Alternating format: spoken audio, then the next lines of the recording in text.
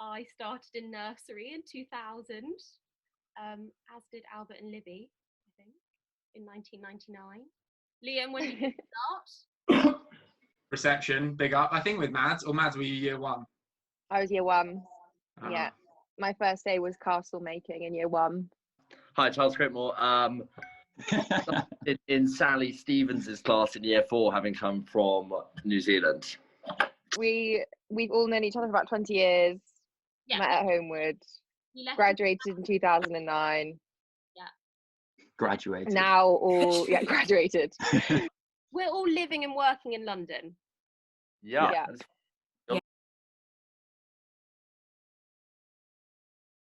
I actually learned Paul Morgan Jones's exceptional teaching in geography. Actually, it really inspired me.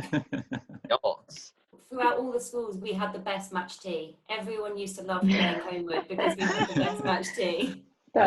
First memory was having to write with a pencil until being given the responsibility to write with a pen. Oh my God, yeah. In year 4, we made the transition. The carol service was one of my favourite memories. It was so fun.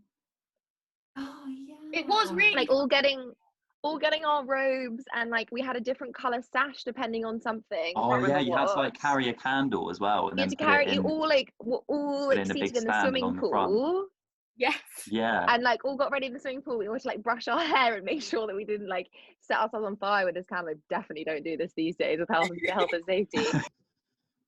I'd say my best memory is probably the cricket tour to Antigua, St Kitts and Nevis, which having the opportunity to do as a 12-year-old was unbelievable.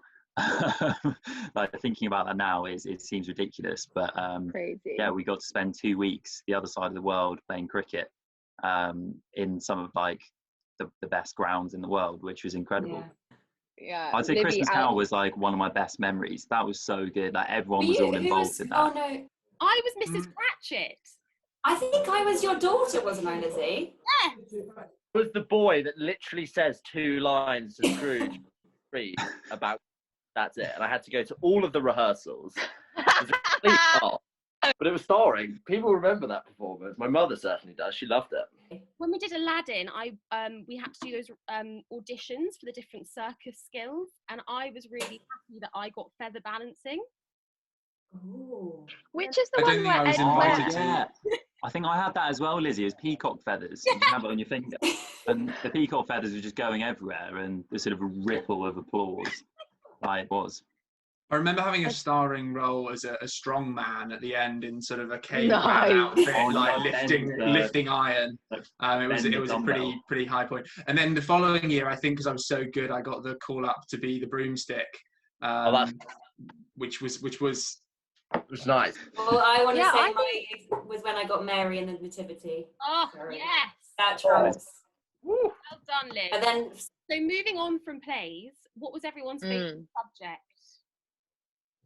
Oh, it's got to be geography with PMJ, without a shadow of a doubt. It's had such a lasting impact. Everything. And not many of my other friend groups or like friends in general still speak to their primary school friends. So I think Holmewood's been really good at that for us. Like I'd say it's quite a rarity that so many of us still keep in touch with the teachers as well, even. Like going back to play sport, like old Holmewoodians cricket, stuff like that. It's great. As well is that, you know, being at a school like Holmewood is that it is such a nice support network anyway in itself. Like as much as we've been talking about our own memories, like we are all in contact still. You know, like in contact now. We left in 2009, so for over 10 years since we left. And yeah, to like not take your friends for granted. It taught us very early on the value of friendship. I do really genuinely believe that. And it also, I think, like you said, you know, we were, you know, brought up to like really aim for the highest possible. Like you said, we joke about wanting to be high achievers, but you know, it's a really lovely community where people want you to do your best.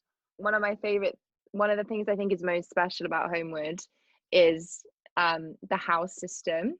And like being a house leader or a school leader, or if I Here we I go. don't know, just like being part of the house was, I think, so special. My favorite color is still green because of Cedar House, and every time I see a cedar tree, I'm still like, oh my god, it's a cedar tree. But I would say that, make the most of all the different school leaders, house leaders, because I even spoke about those in my interviews for London. I can definitely say Homewood was probably the best times. Would you agree? Happiest years of my life. Happiest years, 100%. Yeah. I look back at it now and I wish, like, I just took it in a bit more. If that makes sense. Yeah, to be given the gift of like a day back at Homewood would be the best gift ever. Can you imagine? Does anyone want to give any words of wisdom about what they've been doing during lockdown? Oh, hi, Chris. Hi, guys. Hi. Who sat down bottom right? Charles Crickmore. Oh, Charles. Oh, yeah, so it is. And Maddie. Oh, and Lee. Oh, Dad, it's wow. been recorded. Oh, sorry. Okay. I would definitely say, and it's a bit of a, everyone says it, but definitely make sure you get outside and either go for a walk, go for a run, just do something, have some time away from your screen, and you'll feel 10 times better. Make sure you put that into your day, like a PE lesson, I guess. I actually watched one of your Instagram videos the other day, Liam, about writing a letter to a friend during lockdown, which I think is a very good idea.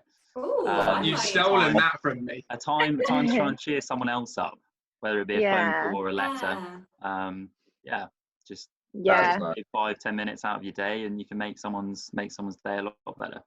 Lockdown 1, everyone made such an effort to make sure they were calling friends and FaceTiming and Zooming and stuff, and then in lockdown 3, everyone's just got like massive fatigue, and definitely make the effort to pick up the phone to a friend, even if it's just 5 minutes. It'll make you feel a bit better and less isolated.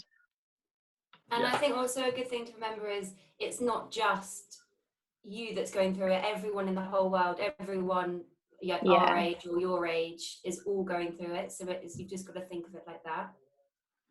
And I think if you, like, obviously at home it's difficult, but Homewood has such a good structure in terms of like the day that you have. Yeah. And you're at school from 8:30 till 6 p.m, which at that age is kind of strange, but you're surrounded by all of your friends all day, and you have so much structure to your life that really does set you in like fantastic stead for the rest of your life, really. 100%. Being able to work all day and kind of have structure and know when things are. So I think as much as possible from home, try and keep that and try and make sure that you're doing prep in the evening, even if it's earlier than it is, or, making sure you kind of stick to a rigid, and then once you're done, and you can enjoy life outside of that, well, as much as you can enjoy life at the moment.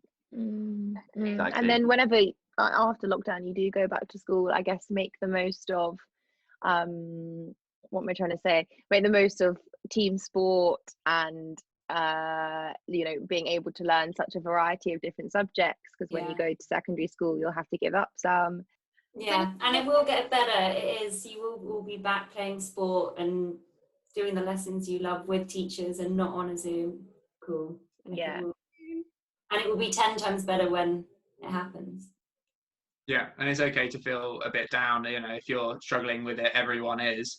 But in the same vein, like, if we can get through this, then when everything does go back to some more normality, everything's going to feel so much greater and better, and we're going to appreciate everything so much more. So.